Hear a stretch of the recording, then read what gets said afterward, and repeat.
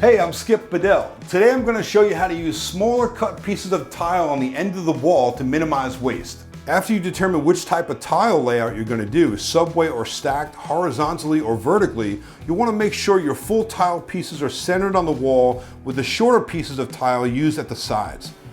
For this installation, we're installing our tiles horizontally. It's important you start with your first row that it be flush with the tub. To do so, you'll need to trim the flange off the tile so it sits flush against the tub. After ensuring your full tiles will end up centered, measure for the smaller tile you'll need.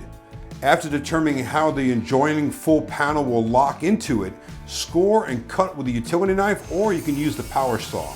Arranging from left to right, dry fit the first panel against the wall and follow with the rest of the panels in the row to ensure they fit. After determining the first row is trimmed and level, remove the panels and ready for adhesive. Clean the back of the panel with a clean cloth.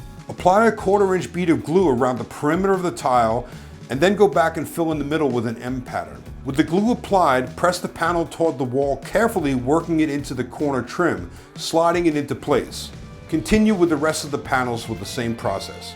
And there you have it. You've learned how to use smaller pieces of tile on the ends of your wall to minimize waste. For more information, check out palisade-tiles.com.